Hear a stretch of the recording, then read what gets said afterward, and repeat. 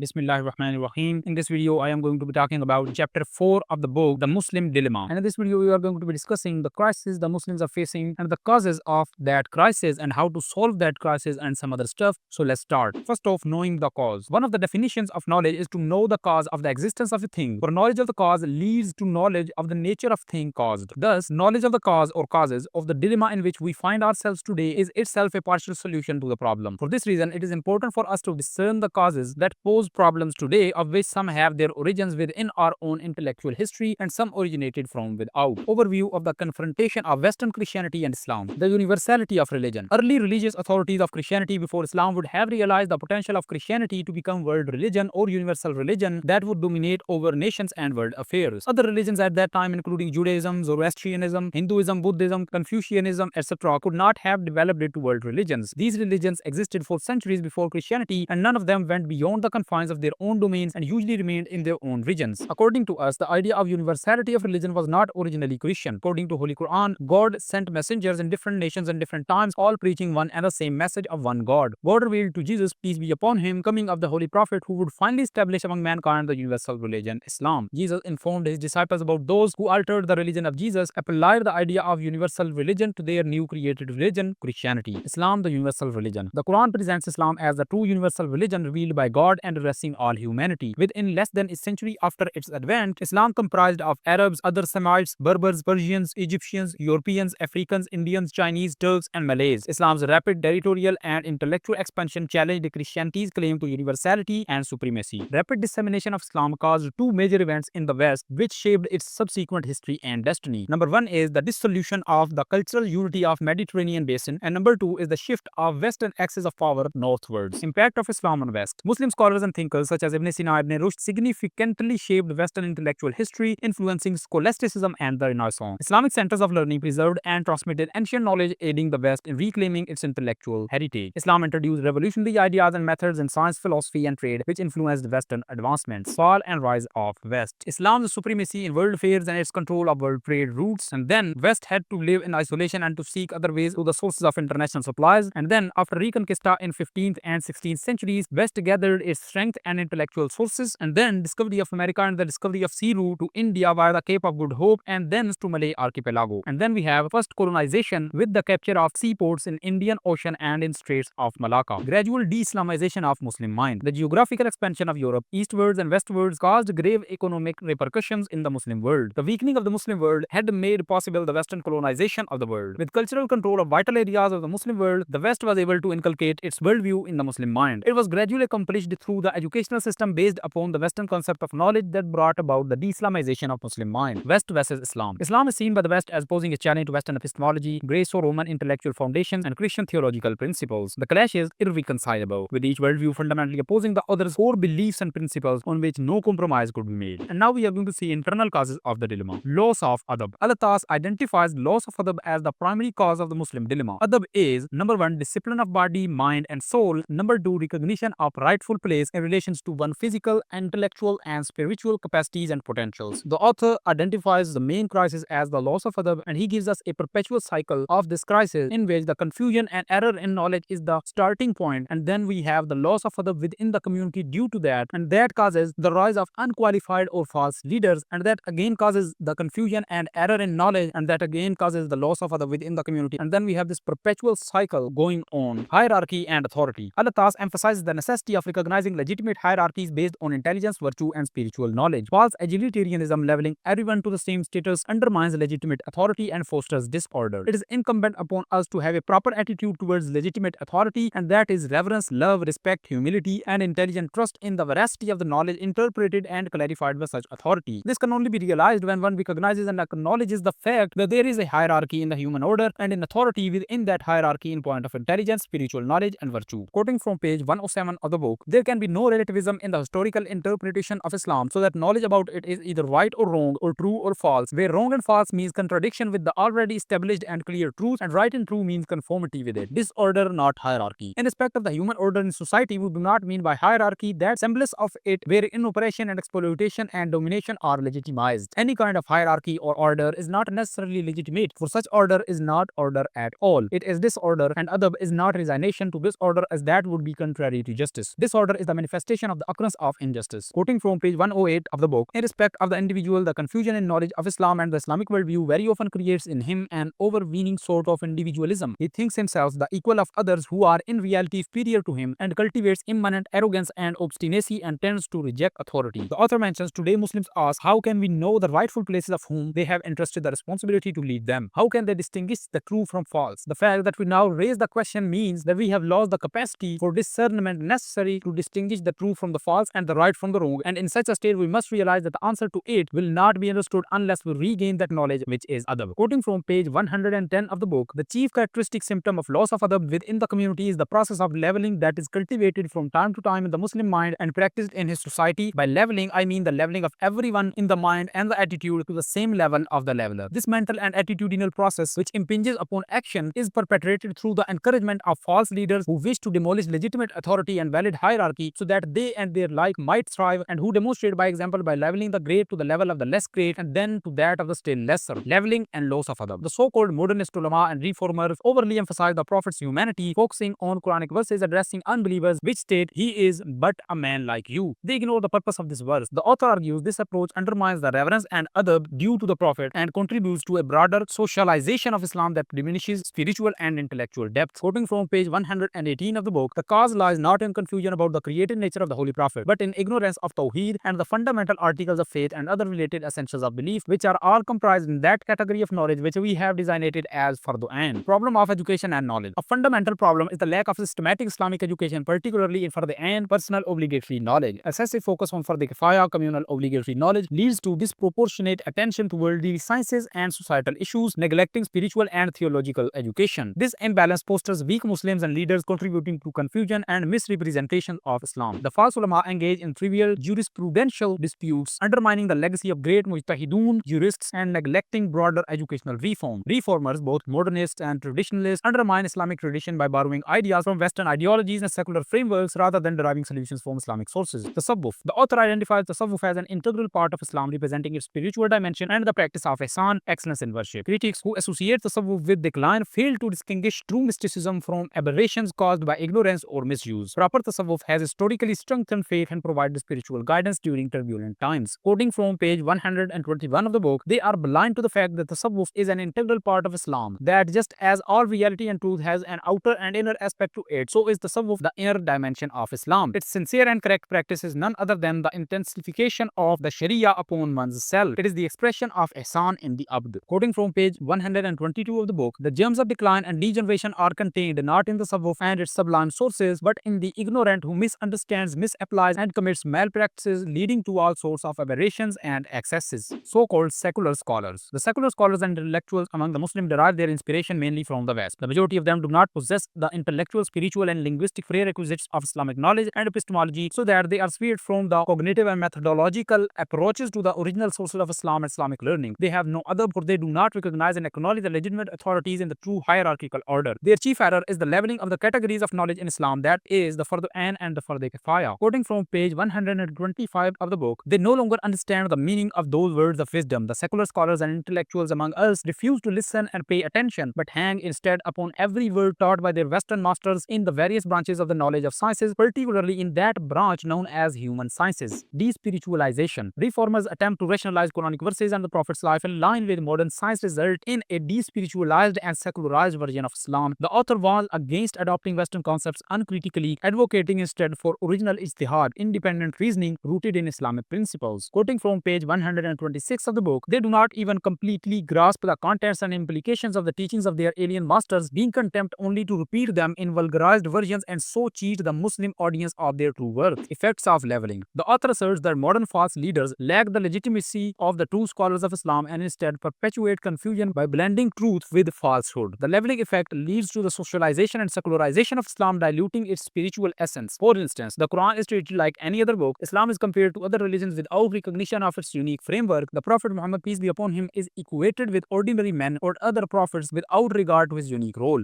Ulama of the past. The author urges a return to the knowledge and wisdom of the great ulama scholars of the past, recognized for their intellectual and spiritual excellence. These two leaders are described as torches illuminating the correct path. Their insights, grounded in the authentic sources of Islam, remain relevant and foundational. Misrepresentations of their achievements by modern thinkers must be scrutinized, and their contributions should be re-evaluated based on original sources. Quoting from page 112 of the book, not a single one of the so-called modernists and reformers of our times, including those who masquerade as ulama, barely reaches the lowest level of the great ulama of the past and men of spiritual discernment who contributed so much to the knowledge of Islam and the Islamic worldview, whether in terms of intelligence, virtue, and spiritual knowledge, or in terms of volume in original individual analysis, interpretations, commentaries, and other written efforts. And that is the end of the chapter. And this chapter gives us the insights into the different causes of the crisis we are facing and how to solve this crisis. And in the next one, we are actually going to be looking at de-westernization of knowledge, which is the main solution posed by the author to this crisis. Stay tuned for that.